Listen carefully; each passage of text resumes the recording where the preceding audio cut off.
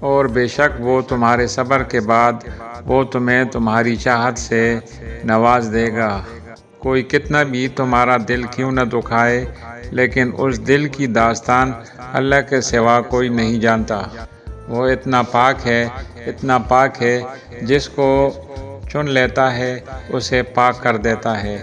اور کیا پتہ وہ بھی تمہاری آخری پکار کی طاق میں بیٹھا ہو، اور جو تم مانگ رہے ہو وہی تمہیں ملنے والا ہو۔ تہجد محبت کرنے والوں کے لیے اللہ کی طرف سے ملاقات کا دعوت نامہ ہے۔ اپنی دعاؤں پر یقین رکھیں، وہ رحمان ہے، وہ تمہاری دعائیں رد نہیں کرے گا۔ دنیا کے سارے سکون ایک طرف، فجر کی نماز پڑھنے کے بعد والا سکون ایک طرف۔ دعائیں قبول ہوں گی بہت جلد تمہاری، بس اللہ سے ہمیشہ امید رکھو، نا امید مت ہو۔ جو باتیں تمہاری دعا کبھی منوا نہیں پاتی، وہ تہجد اللہ سے منوا لیتی ہے۔ وہ امتحان جتنا سخت لیتا ہے اتنا ہی قریب ہوتا ہے، تاکہ تم سمجھ جاؤ تمہارا اپنا کون ہے۔ اور تہجد سے یہ تعارف تمہارا بے وجہ تو نہیں ہو رہا، آخر کچھ تو ہے جو ممکن ہونے والا ہے۔ اب اللہ تمہارے لیے کن لکھ رہا ہے، اب تمہیں صبر کا انعام ملنے والا ہے۔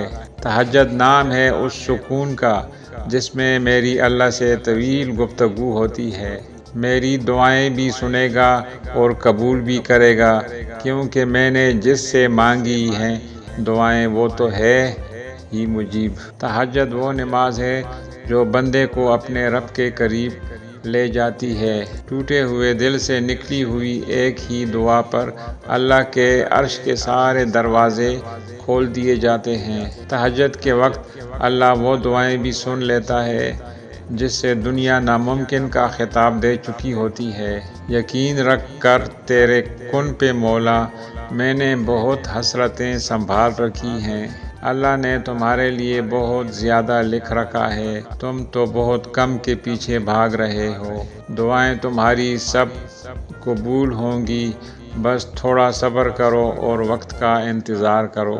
سارے دکھ 3 لفظوں میں آ کر ختم، اللہ ہے نا۔ قسمت بدل جائے گی تمہاری، تم دعا تو کرو۔ اور اللہ جب کسی کو معاف کرتا ہے تو اسے نماز کی توفیق بھی دیتا ہے۔ ابھی زندگی میں وہ مقام بھی آنا ہے جب اللہ نے تمہاری مانگی ہوئی ہر چیز سے نوازنا ہے۔ اللہ سے سجدوں میں مانگی گئی دعائیں کبھی خالی واپس نہیں آتی، اور پھر ایک دن اللہ تمہاری تمام دعاؤں پہ کن کہہ دے گا۔ تم کیوں گھبراتے ہو مقدر کے فیصلوں پر؟